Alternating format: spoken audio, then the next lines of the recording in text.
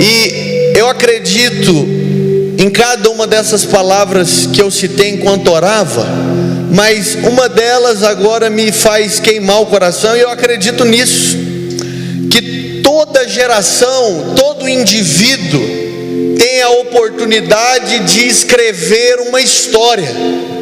E eu acredito que o tempo que se chama hoje nada mais é do que a oportunidade que nos foi dada de escrever uma história nos dias de vida, nos dias da nossa chance. Alguns, por sua vez, decidiram desperdiçar esse espaço de tempo, assim como eu citei antes de orarmos, decidiram ser conhecidos e catapultar estigmas e paradigmas que rotularam uma geração inteira. Mas se hoje a bola está no nosso pé, se hoje é a nossa oportunidade, então eu digo que o nosso desejo, que o meu desejo é que nós sejamos conhecidos como a geração do avivamento, como a geração da grande colheita, como a geração de maior envio de trabalhadores de todos os tempos. Eu acredito nisso. E John Wesley certa vez disse o seguinte: Senhor, não permita que vivamos para sermos inúteis. Eu acredito que só tem uma causa pela qual viver aquele que encontrou uma causa pela qual ele está disposto até mesmo de perder a sua vida. E no que se refere ao Evangelho, a Escritura diz: aquele que quiser achar a sua vida ou ganhar a sua vida, perdê-la-á. Em outras palavras, qualquer causa que seja uma variação, que não seja com exatidão a causa do Evangelho, nada mais é do que um desperdício de energia, de tempo, de vida. Mas quem perder a sua vida por amor de mim e por amor ao Evangelho, achá-la e conservá-la para a vida eterna. Viver qualquer proposta que não seja o Evangelho, que em âmbitos gerais, a obra consumada, a nova aliança, mas em um aspecto personificado e pessoal, o propósito profético para cada um de nós, nada mais é do que um desperdício de vida. E embora eu não ministre baseado em algum acontecimento da história, ao longo de todas essas ministrações eu quero dar pelo menos um insight. Um grande homem de Deus, o Low Engle, que infelizmente não pôde estar presente no Descendo, ele foi levado por Deus em uma visão há anos atrás. Enquanto ele orava e jejuava, ele foi levado em uma visão por Deus, e ele conta que permaneceu por horas nessa visão. E nessa visão que ele recebeu de Deus, ele conta que foi levado até uma adega, que é um lugar onde se conservam, que se guardam vinhos. E aí então ele conta que essa adega era separada em duas partes, e a primeira delas era uma parte onde eles guardavam as garrafas de vinho que haviam sido abertos e consumidos. E aí então ele pergunta o porquê. E o anjo que estava lá para receber, parece que toda visão tem que ter um anjo para fazer aquele meio de campo, né? O anjo que estava lá recebendo ele, leva em primeiro lugar ele nessa parte da adega que tinha essas garrafas de vinho abertas e consumidas. E aí o anjo pergunta para ele: você está vendo essa primeira garrafa? E ele fala: eu estou vendo. E aí o anjo prossegue dizendo: essa garrafa é a garrafa que continha o vinho do avivamento que foi derramado sobre o país de Gales. E no avivamento do país de Gales, em um ano,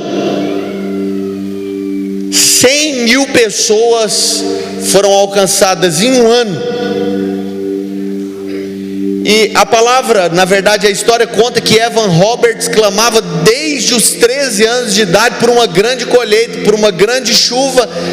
E em um ano 100.000 pessoas foram alcançadas. E o que nos chama a atenção é que dessas 100.000 pessoas alcançadas, o percentual de aproveitamento registrado pela história é de 99% das pessoas alcançadas. E aí o anjo fala: você está vendo essa outra garrafa?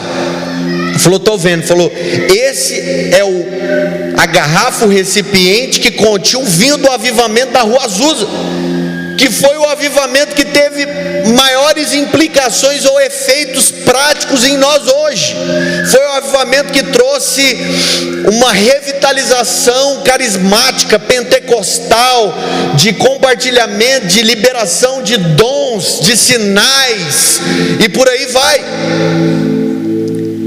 E aí por fim o anjo mostra uma outra garrafa e fala: você está vendo essa última garrafa? Falou: estou vendo. Falou: esse recipiente continha o vinho do avivamento de Pensacola. E o avivamento de Pensacola teve a duração de 8 anos. E eles contam que a igreja que catapultou, que catalisou esse avivamento que varreu Pensacola em 8 anos, recebeu cerca de 4,5 milhões de pessoas sendo nascidas de novo, tendo experiências de reconciliação, descendo as águas, sendo revestidas de poder. E isso repercutiu no mundo. E aí então o anjo leva ele a uma outra divisão da adega e fala: você está vendo essa garrafa? Essa garrafa que foi aberta e que ainda contém vinho? E aí ele responde: eu estou vendo. Falou assim: essa garrafa contém o vinho do avivamento que será derramado sobre essa geração. Eu acredito que nós estamos debaixo de uma palavra, na verdade de centenas de milhares de palavras. Eu acredito que existe algo separado para nós, mas eu acredito que por sua vez todo avivamento é precedido por uma reforma. Todo avivamento é precedido por algo que o catapulta, que o coloca em pleno alinhamento com o coração de Deus. A gente percebe no que se refere a Jesus. Talvez eu tenha falado disso em uma outra ministração enquanto a gente estava lá no oitismo, mas eu julgo conveniente esclarecer, visto que mais pessoas passaram a congregar conosco, que foram 3, pelo menos, circunstâncias que se desenrolaram e deram condições para que o Messias viesse.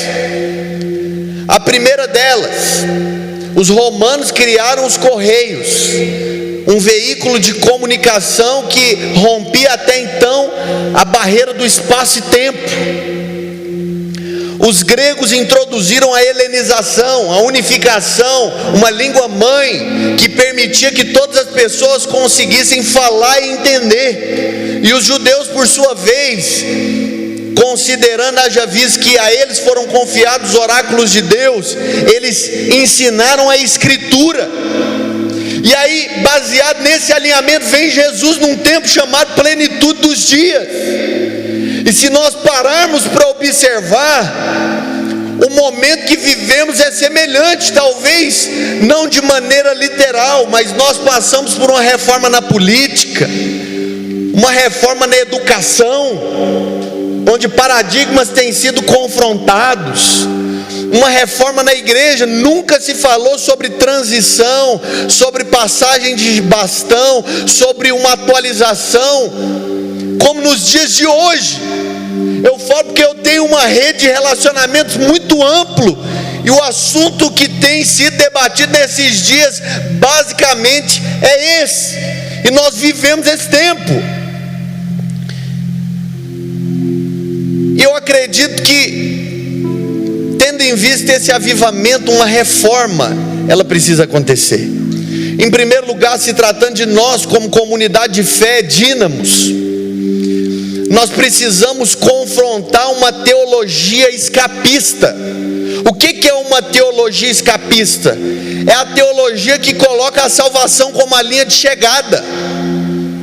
Mas a salvação, ela não é a linha de chegada. A salvação nada mais é do que a linha de partida. E durante muito tempo, conversando com pessoas, elas diziam mais ou menos assim: pastor, eu sei que eu fui salvo pela graça, que eu fui justificado pela fé, mas parece que não bate, agora eu não tenho que fazer mais nada. Parece que tipo assim, é muito pequeno, E o que tem sido dito, na verdade, me leva a uma compreensão meio que assim de comodismo, estagnação, passividade. Em outras palavras, eles estavam perguntando: como é que eu faço e o que eu faço para não tornar essa graça que eu recebi vã? É como se nós tivéssemos descoberto a cura do câncer e a tivéssemos guardado para nós mesmos. Será que isso aqui não pode se estender para outros? Será que eu não posso usar dessa primeira amostra para derivar, para dar margem a outras possibilidades, talvez para descobertas de curas de outras enfermidades? É só isso.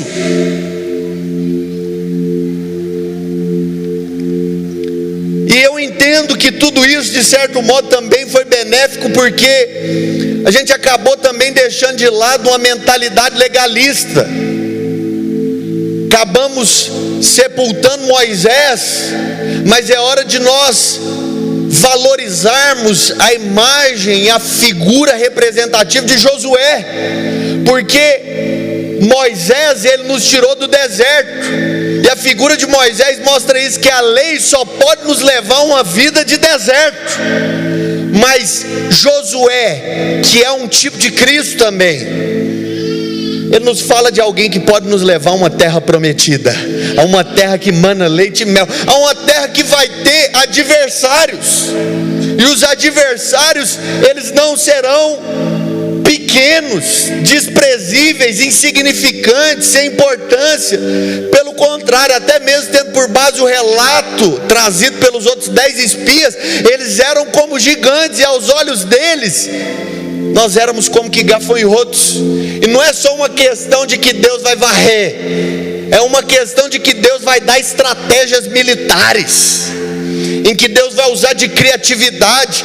Onde é que já se viu o povo usar um efeito sonoro para fazer até então, na ocasião, a maior muralha do mundo cair por terra? Os registros contam que a espessura da muralha de Jericó era suficiente para passar um carro. E através de uma nova estratégia, de uma nova ferramenta, através de um brado, um efeito sonoro, aquela estrutura de proteção cai por terra. Em outras palavras, nós precisamos fazer que a nossa fé se torne prática. Nós sabemos que a obra nunca será suficiente, os esforços humanos, para nos justificar, mas a nossa fé sem as obras, ela é morta. Não é questão de mostrar as minhas obras para que eu encontre favor, mas tendo em vista tão grande favor com o qual eu fui alcançado, não dá para ficar de braço cruzado, não dá para ficar sem fazer nada. E se nós olharmos a luz da nova aliança, Jesus, ele não abaixa o padrão, pelo contrário, ele só eleva. E aí eu meio que fico em parafuso. Por que para algumas coisas o padrão eleva e para outros, ao nosso ver, só diminui? E aí você me perdoa, não é nada pessoal. Jesus mesmo faz a exposição: se você olhar para a esposa do teu próximo com um pensamento impuro, já adulterou. E aí você conhece o discurso. Ele não diminuiu, ele elevou. Mas no que se refere à comunhão com Deus residente, algumas pessoas, ao invés de elevarem, diminuem. Então eu não preciso orar mais, eu não preciso praticar jejum, não preciso ler a Escritura. Eu acredito que esses dias de reforma vão trazer uma reforma baseada na Escritura, onde o povo de Deus vai voltar para a Escritura, vai voltar a amar a palavra. Então, as pessoas criaram até algumas afirmações: pastor, eu estou na graça. Então, se você está na graça, ao invés de descansar, faça, na verdade, retomar, maximizar os ânimos e a disposição para que a gente possa ir além. Se a gente está na graça e na nova aliança, a disposição não é para fazer menos, é para fazer mais, para que a graça não se torne vã. O apóstolo Paulo, o pregador da nova aliança, ele fala: olha, eu na graça fiz mais do que os demais, todavia não eu, mas a graça de Deus em mim. Em outras palavras, a graça é o veículo que permite você fazer o que sozinho você não poderia fazer. E aí o que ele fala? Eu fiz-me de judeu para ganhar os judeus, eu fiz-me de gentil para ganhar os gentios, eu fiz de sábio para ganhar os sábios, eu fiz de louco para ganhar os loucos, eu fiz de tudo para com todos, eu gastei a minha vida, eu a ofertei no altar do Senhor, tendo em vista ganhar o maior número de pessoas possível. E por que eu estou falando isso? À luz da Escritura, no Antigo Testamento, o sumo sacerdote, ele tinha uma função. Eu não vou falar sobre isso, mas só para você entender, ele prestava serviço no tabernáculo, que era dividido em 3 camadas, dentre as quais o lugar santo, que tinha 3 elementos: a mesa dos pães, o altar de incenso, me deu um branco, não, vai me dar um branco, cadê o Johnny? E o candelabro, glória a Deus, bate aqui, Reide, né?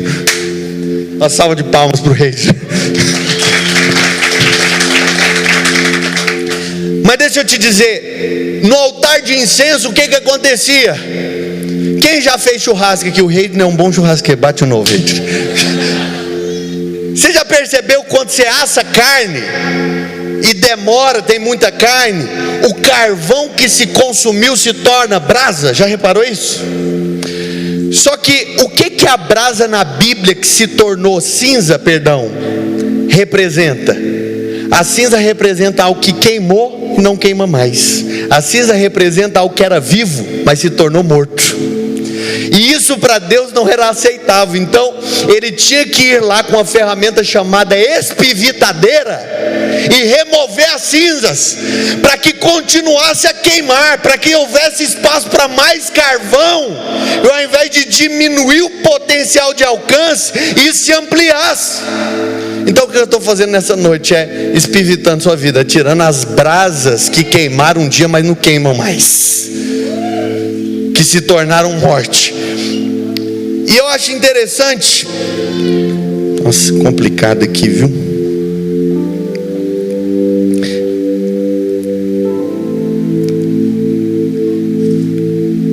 Eu gostaria de confrontar 3 argumentos, 3 princípios, 3 práticas do cristianismo, que foram vivas, mas que com o passar do tempo nós as deixamos de lado. E a primeira delas se encontra lá na verdade a primeira e a segunda em Mateus 22, do 37 ao 40. A Escritura diz assim: respondeu-lhe Jesus: amarás o Senhor teu Deus de todo o teu entendimento, de todo o teu coração e de toda a tua alma. Este é o grande e primeiro mandamento.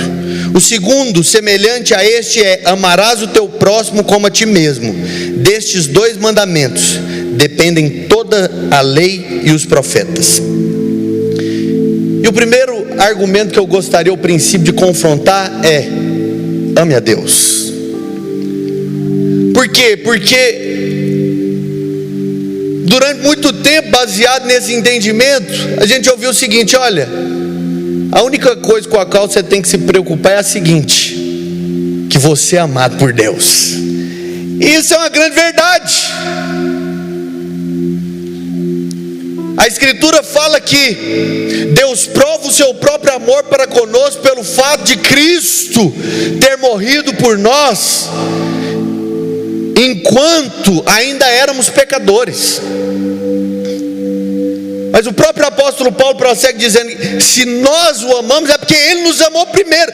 Isso é uma verdade incontestável.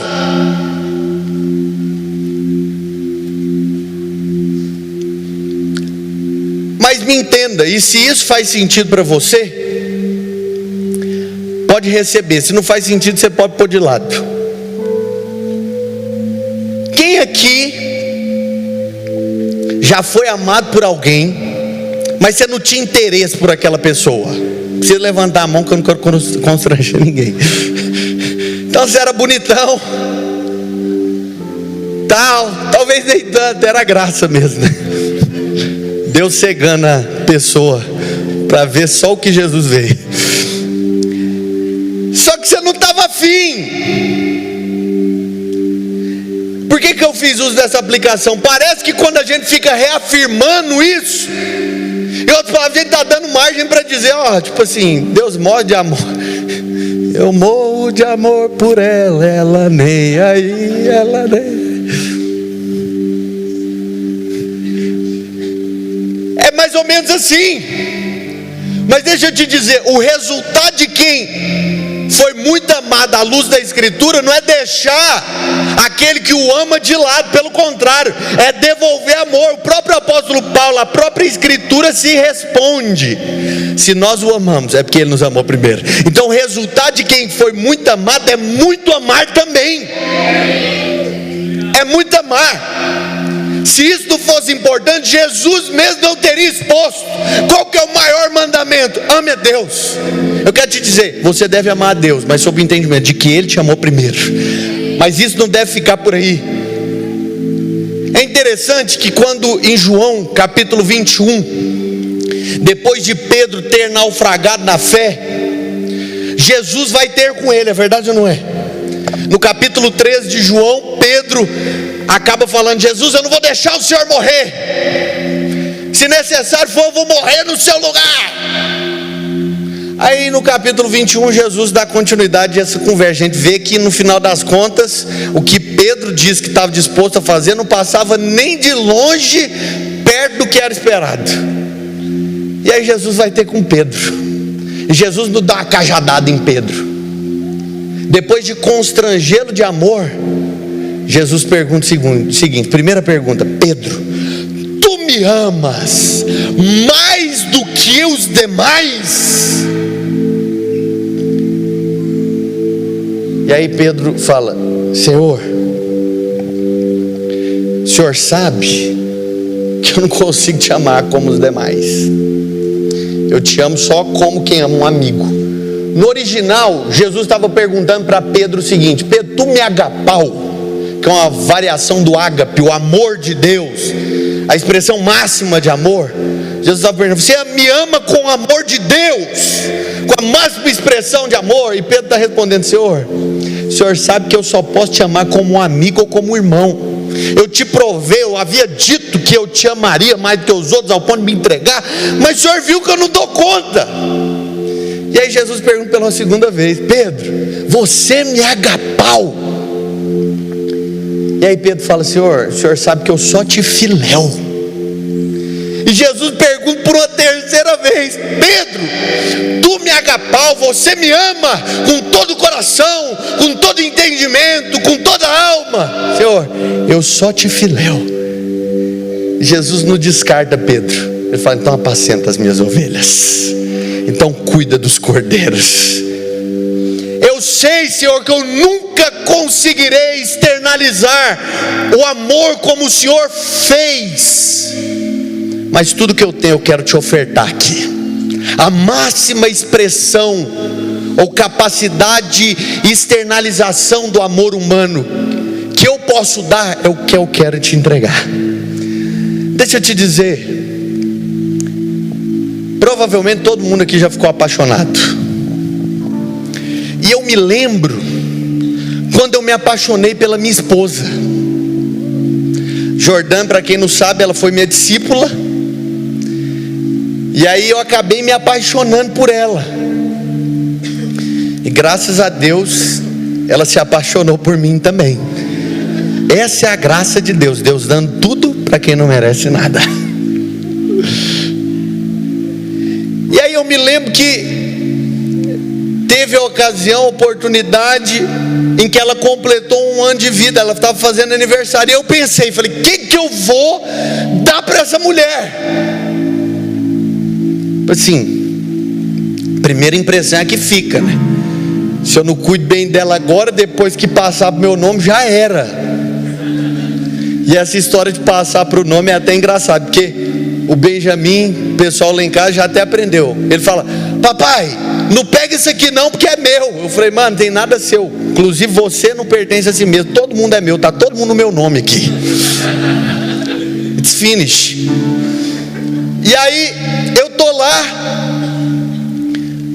prestes a participar do primeiro aniversário do Jordão. Fico pensando: o que eu vou dar para essa mulher? E aí eu me lembro que naquela ocasião nada mais tinha do que uma mesada. E aí eu fiquei pensando, falei: mas se eu der só o que a minha mesada consegue pagar, eu não vou atrair, eu vou afugentar. E aí então fiz uma gambiarra, conversei com minha mãe, falei: vou pagar em eternas prestações. Graças a Deus já quitei a dívida. O Senhor mudou minha sorte. E aí eu lembro que eu comprei para ela um Mizuno Creation 11, que na ocasião há 7, 8 anos atrás era muita coisa. Hoje eles nem fabricam mais o Creation, é outro modelo, né? Comprei um Creation 11, comprei um kit de meia, porque ela falou que queria malhar e tal. Até hoje ela... Eu não estou falando que ela não malha, não. Estou falando que até hoje ela gosta dessas coisas. Esse povo é maldoso. Graças a Deus eu tive que comprar outros tênis que mostram que ela tem usado, e ela usou aquele que eu dei. Vocês estão querendo me colocar no enrascado, né? Já sei. Comprei um kit de meias e comprei um 2-on-2 para ela. Esses presentes totalizaram mais de R$1.000. Eu fiquei pensando, falei: Jesus, não tem como eu fazer menos por essa mulher. Negócio que ela acabou gostando e o trem só foi encarecendo. Não tem como eu fazer menos por essa mulher. Eu fui fisgado. Ela não impôs, ela não cobrou, ela não exigiu. Constrangido e decidido em agir em reciprocidade, eu não coloquei limites para aquilo que eu poderia fazer por ela. E o problema é que no tocante a Deus a gente acaba fazendo isso.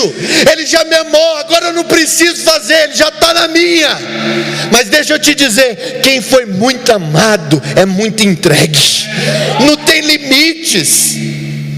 Esses dias eu fui falar para a Jordana, eu falei: meu bem, você é uma mãe incrível, mas eu já estou ficando mal. Ela falou: por quê? Eu falei: porque você dá mais atenção para os meninos do que para mim. Isso não é justo. Eu falei: porque um dia os meninos vão embora e vamos ficar só nós dois. Ela falou: eu vou ver o que eu posso fazer por você. Porque aí passa a não ser só o que ela pode me dar, mas quem ela é para mim. A palavra de Deus fala em Marcos 3, 13 e 14 que Jesus chamou 12 para estar com ele e por consequência exercer a autoridade de expelir demônios. Mas sabe o que a gente faz com Deus? A gente ora querendo dar conselho sobre o que Deus deveria fazer. Deus, me usa para isso, me usa para aquilo. Se eu orar para essa porta, fecha aquela, cala o outro, talalá. A gente começa a orar para ensinar, para recomendar o que Deus deveria fazer. Mas o exercer a autoridade, o fazer alguma coisa, não vem em primeiro, vem em segundo. Em primeiro lugar, Ele nos chamou para estar com Ele.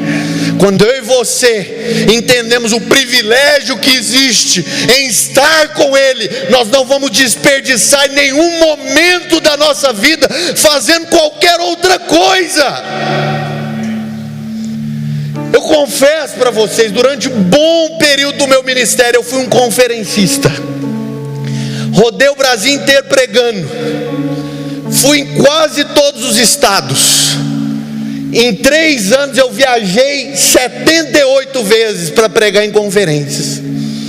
Eu confesso que a cada conferência para a qual ia, eu ficava: Deus, aqui vai ser diferente, aqui Deus vai se mover de uma forma. Eu ficava correndo atrás de avivamentos, de moveres, mas eu descobri que existe um lugar onde o avivamento é constante, ele é contínuo, ele é permanente, onde o fogo não se apaga, o fogo nunca dorme, pelo contrário, ele aumenta a cada dia mais. E quando orares, não sejam como os fariseus, que oram nas praças para serem vistos, mas entra para o teu quarto, fecha a porta e ore ao Deus que está em secreto, e o Deus que te vê em secreto, Ele vai te recompensar. Não é porque me pedem, hoje ninguém precisa me pedir, ninguém precisa determinar, é porque eu entendi que eu necessito dEle. Então hoje eu vou te dizer algo diferente: ame a Deus, não por sua própria força ou capacidade, mas entendendo que Ele te amou primeiro, e como correspondência a esse amor, entregue tudo que você puder, entregue tudo que você tem. Mas em segundo lugar, essa própria porção fala o seguinte: ama o teu próximo como a ti mesmo. Eu te faço uma pergunta: como que você trata o seu próximo? Porque tratar bem quem é seu amigo é muito fácil, a Escritura diz, até os fariseus fazem isso. E aí Jesus eleva o padrão e fala: amem os seus inimigos e orem por aqueles que te perseguem. O Castilho não está aqui, eu acho, não sei, mas há um tempo atrás ele participou de uma experiência comigo. Uma pessoa me ligou requerendo algo que era meu por direito, era meu, um pertence a algo que era meu por direito. E aí então o Marcos, ouvindo a conversa, falou: fala para ele, ué, se ele quiser de volta ele vai ter que pagar. E eu não estou falando isso para constrangê-lo. Eu falei: se eu fizer isso, não vou ter glória nenhuma, porque os fariseus fazem isso. Eu vou entregar, e pelo contrário, muito mais, eu vou amontoar brasas vivas sobre a cabeça deles. Passado um tempo, foi um povo, enquanto a gente estava lá no Oitis, para fazer uma suposta visita, mas na verdade foi um confronto. O povo foi lá para cutucar onça com vara curta. Aí teve alguém que soprou no meu ouvido, falou: chama a polícia para tirar esse povo daqui. Eu falei: se eu fizer isso, não vai ter glória nenhuma. Os fariseus fazem isso. Quando chegou lá aqueles aparentes visitantes indesejáveis, eu fui recebê-los. Eu falei: ninguém vai receber eles, ninguém vai ganhar minha glória, essa glória é minha. Eu falei: seja bem-vindo em nome de Jesus.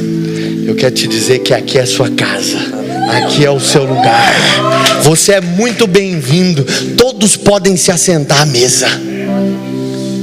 Quando eles foram embora, o que eles estavam fazendo? Chegavam nos membros da igreja e falavam: oh, sai daqui, vai para outra igreja, porque aqui não dá certo. Começaram a falar um monte de coisa. Eu poderia muito bem me levantar e falar: eu fui abraçá-los. Falei: eu quero agradecer a cada um de vocês, porque vocês não pouparam nada e acreditaram em mim. Sempre que vocês voltarem, eu faço questão, venham congregar conosco, voltem mais vezes. Pode ser que em outro lugar vocês não são celebrados, mas aqui vocês são celebrados. Deixa eu dizer, a próxima vez que vocês voltarem aqui, me avisem com antecedência, nós vamos fazer uma festa para recebê-los. Porque esse é o nosso coração, porque é isso que a Escritura nos ordena fazer. Mas tem pessoas que às vezes amam essas oportunidades. Você conhece aquele tipo de gente que ama saber de uma notícia quentinha? Quentinha, nossa, você não sabe o que aconteceu. Graças a Deus eu estou ficando muito feliz, porque hoje em dia o povo pergunta para mim: você sabe o que aconteceu? Eu falo: não, eu estou sendo honesto. Quem caminha perto de mim sabe disso. Eu falei: eu não quero saber de nenhuma má notícia. Tem irmão que, se você quer saber de uma informação, você liga para ele. Você conhece essa pessoa? O problema é que a gente é gospel demais. Sabe qual que é o nome dessa pessoa? Fofoqueiro. Porque ao invés de avantajar, de guardar, de abençoar, fica depreciando os outros. Esses dias, não dá para a gente esconder o elefante branco aqui na sala, algumas pessoas se posicionaram para falar contra alguns pastores, porque pastor fulano é assim, assim, assim, assado. Aí me perguntaram, o que o pastor Dênio, a liderança da Dínamos, pensa? Perguntaram num dia, no outro, o Dênio Júnior fez um post, eu recomendo que vocês leiam. E aí ele postou assim: Saulo, Saulo, por que me persegues? O comentário não tinha nada a ver com a gente, tinha a ver com outros, mas postou: Saulo, Saulo, por que você me persegue? Porque a gente acha que a nossa luta é contra a carne ou sangue, mas nós estamos edificando a mesma igreja. Ela é imperfeita, mas é essa igreja que Jesus vai buscar, é essa que Ele vem voltar para levar. Essa semana aconteceu algo que eu amei, e eu até peço perdão se eu não respondi a alguns, porque alguém aqui precisou de uma cesta básica. Eu não sei se vocês viram que eu postei lá no grupo. Falei: gente, alguém tem disposição de ofertar uma cesta básica? Choveu de gente me procurando, falando: pastor, quem é? Deixa eu abençoar, deixa eu fazer. Porque ser generoso, quando nós falamos, expomos aqui sobre generosidade, não tem a ver só com o que você contribui na igreja local, mas tem a ver com o comportamento e o estilo de vida que você adotou. É como você lida com as pessoas no trânsito, é como você lida com o necessitado, é como você lida com o atendente do caixa, é como você se porta. É sobre quem você é e não sobre o que você faz. Uma das causas das frentes de atuação do Descenda é a adoção. Eu não sei se vocês sabem, mas uma estatística apurou o seguinte: se cada igreja do Brasil adotasse uma criança, não haveriam órfãos no Brasil. Se cada igreja no Brasil adotasse um órfão, não haveriam órfãos no Brasil. Eu sei que existem muitos argumentos do porquê não adotar, e um deles certamente é o seguinte: tipo assim, eu não adoto porque às vezes vai ser constrangedor ter que dar uma explicação sobre o fato dele não ter nascido da minha barriga. E aí eu aprendi com um grande homem de Deus. Ele respondeu: alguns nascem da barriga, outros nascem do coração. Falou: se você não souber o que dizer para um filho adotado, eu vou te ensinar agora uma resposta. Você vai dizer assim: meu filho, todos os seus outros irmãos vieram de modo aleatório. Eu não pude escolhê-los, fui presenteado por Deus. Não fui eu quem os escolhi, eles me escolheram. Mas com você foi diferente. Dentre tantos que poderiam ter sido escolhidos, eu decidi por você. Sabe, porque adotar não é uma questão de sentimento, adotar é uma questão de decisão. Eu e você fomos adotados. A Bíblia fala que nós fomos adotados por meio de Cristo Jesus, segundo a boa vontade do seu coração. Nós não merecíamos, mas Ele decidiu. Antes mesmo de nós falarmos sobre isso, eu e a Jordana estávamos conversando nesses dias. A gente estava perguntando: vamos ter o terceiro filho natural e tal, e a gente decidiu. Falou: não sei se a gente vai ter outro filho natural não, mas a gente tomou a decisão: nós vamos adotar alguém também. Nós vamos apadrinhar. Se cada igreja adotar um, vai acabar com a orfandade. Eu não vou esperar dos outros, eu vou ser o primeiro a ditar o padrão. Eu não vou simplesmente clamar, eu quero ser a resposta.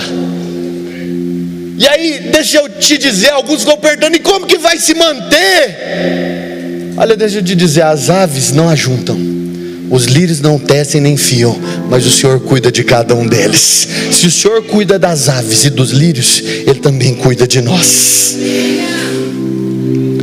O cristianismo e Cristo, Ele não veio para mudar um rótulo, Ele veio para mudar o conteúdo.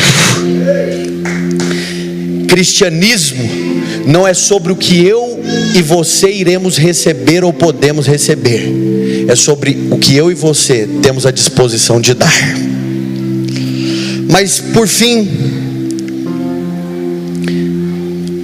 O último argumento que eu gostaria de confrontar, ele se encontra em Mateus 28, do 18 ao 20, diz assim: Jesus, aproximando-se, falou-lhes dizendo: toda autoridade me foi dada no céu e na terra, e de portanto fazei discípulos de todas as nações, batizando-os em nome do Pai, do Filho e do Espírito Santo, ensinando-os a guardar todas as coisas que vos tenho ordenado, e eis que estou convosco todos os dias, até a consumação dos séculos. Esse texto é conhecido como a grande comissão, e a grande comissão não é uma grande sugestão, ela é o resumo do coração de Jesus, é a parte mais importante do todo. Esse texto, ele pode se comparar, quando Jesus fala, vão e façam discípulos, no original, a mesma palavra que Jesus liberou sobre a vida daquele centurião, que tinha a filha enferma. O centurião falou para Jesus assim: Senhor, eu sei que o Senhor está muito ocupado, que não vai dar tempo de ir lá, mas faz o seguinte, envia a palavra, eu sou homem sujeito à autoridade, e eu sei que se você enviar uma palavra, sua palavra vai se cumprir. E ele fala: então seja feito conforme a sua fé. E naquela hora a menina sarou. Jesus, baseado no mesmo princípio, ele fala: vão e façam discípulos. Como? Ensinando-os a guardar tudo quanto eu vos ordenei. Deixa eu te dizer, o cristianismo, ele não veio para mudar a sua vida, no aspecto de tê-lo apenas como um consumidor, mas de torná-lo em um fornecedor. Eu acredito que esse grande avivamento que está às nossas portas, ele passa por uma reforma social. O Senhor nos envia para amar os inimigos, para orar pelo que nos persegue. Ele nos nos chama para amar o próximo como a nós mesmos, e para amá-lo acima de todas as coisas. Eu me lembro que eu tenho um amigo, e desde que eu me converti, eu estou acabando. Ele falava assim: Rodrigo, eu fui chamado por Deus, e eu vou para a África fazer missões. E ele falava assim: eu vou andar de BMW na África. E eu ficava pensando, isso é um absurdo, esse menino, tanto de gente passando fome, ele vai andar de BMW na África. E aí eu me lembro que eu tentava ser igual a ele. E aí o povo me perguntou: o que você vai fazer da vida? Eu falei: eu vou para a África, andar de BMW, cuidar. Só que com o passar do tempo, aquilo se tornou juízo, peso para mim, porque não era para mim, era para ele. E aí um dia o Espírito Santo falou ao meu coração, falou: Rodrigo, nunca queira fazer o que eu não te chamei para fazer. E aí eu perguntei: Deus, o que o Senhor me chamou para fazer então? Eu vou abrir um parêntese. Talvez você já tenha ouvido, eu já ouvi inúmeras vezes. Eu pergunto para as pessoas: por que você está fazendo da vida? Algumas respondem assim: pastor, o senhor sabe, quando Deus chama, a gente tem que ir. Mas eu não queria ir não. Eu não queria fazer não. Eu queria ter feito outra coisa da vida. Mas assim, Deus falou, a água parou. Eu acredito, me perdoe fazer essa afirmação, mas muito provavelmente, o pessoal da adoração pode vir aqui, essas pessoas não ouviram a Deus coisíssima nenhuma. Porque quando Deus nos chama, aquilo não se torna um peso, mas se torna um privilégio. No dia que eu e você descobrimos quem Deus nos chama para ser, nós não queremos ser ninguém senão nós mesmos. E aquilo nos faz as pessoas mais realizadas do mundo. Não é peso, é alegria, é privilégio. O grande problema é que eu acredito que existem pessoas precisando ser reposicionadas. Segundo um instituto de pesquisas ministeriais, o Peter Wagner, só 5% da igreja vai ocupar o púlpito. Em qual sentido? Vai ser ministro de adoração, pregador, palestrante, vai dançar, não sei, 5%. E se é tão pouco, a pergunta é: o que a gente vai fazer da maioria? Deus não chama todo mundo para ser pastor. Deus não chama todo mundo para liderar um pequeno grupo. Deus não chama todo mundo para adoração. E aí você me pergunta, para o que é que Deus chama? Deus chama pessoas para a área da educação também, para serem professores, secretários, reitores. Deus chama pessoas para a área da política, para serem funcionários públicos, pessoas para serem políticos de maneira propriamente dita, assessores. Deus chama pessoas para a área da saúde, para serem nutricionistas, fisioterapeutas, médicos, farmacêuticos, atuarem no ramo. Deus chama pessoas para as artes e entretenimento, para serem artistas, pintores, cineastas, roteiristas. Deus chama pessoas para a área de ciências, para serem engenheiros, para serem arquitetos, para serem mecânicos. Deus chama pessoas para a área da família, para serem assistentes sociais, para serem pais e para serem mães. E às vezes a gente acha que tudo isso é muito pequeno, porque a gente pensa, não, só vou servir para Deus se eu for um pastor, se eu for um mestre, um evangelista, um profeta, um apóstolo. Mas o corpo de Cristo não é um corpo disfuncional, não é anomalia. Ele não é feito só de nariz, de olho e de boca. Ele é feito de dedos, de pelos, de pés, de pernas. Todos nós somos úteis. E se nós virarmos para um desses e dissermos que ele não tem serventia, ou que ele é pouco importante, nós não estaremos falando a verdade.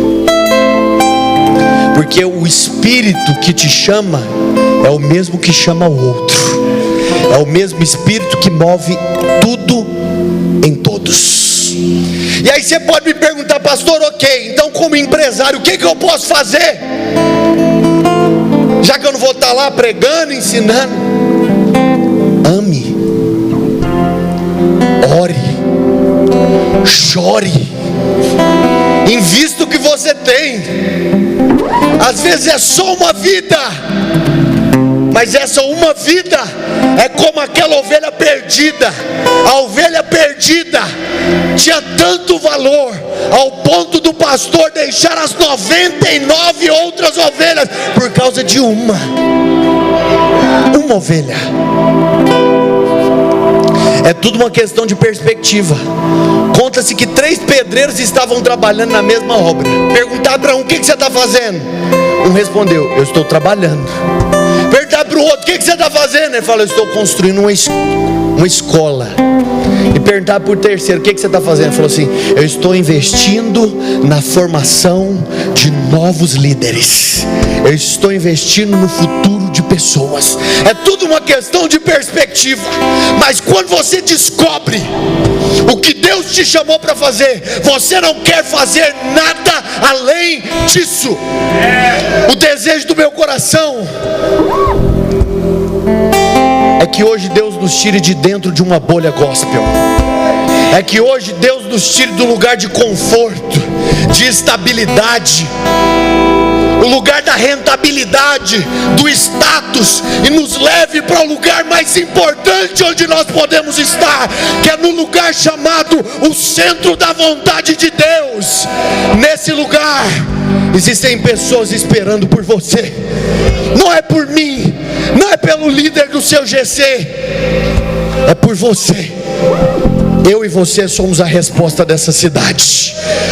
Talvez, muito provavelmente, nós não vamos ganhar todo mundo, mas existem pessoas que só nós podemos influenciar. Eu não estou preocupado com os outros, eu estou preocupado com o que Deus confiou a nós. Eu quero terminar essa noite, você pode ficar de pé.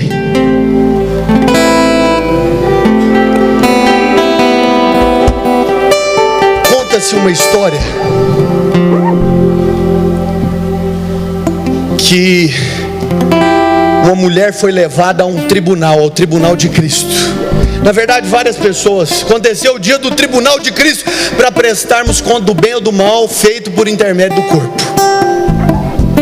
Aí chamaram um fulano, falaram: advogado Heidner, vem até aqui. Aí chega o rei, não é o caso, perdão, não fica acusado, eu não sou desses treinão que cita o nome, o povo acha que pega, isso é mandinga, não é comigo não. Você fala: senhor, tem alguma coisa errada, porque eu não fui advogado, fui contador. Fala: não, não tem nada errado, está escrito aqui, ó.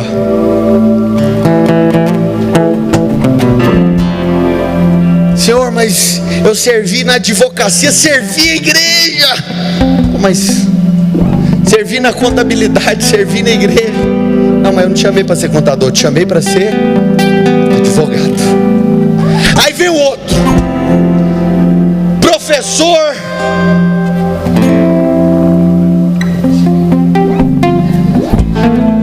Fulano. Chega o fulano lá e fala: senhor, tem alguma coisa errada aí, ó.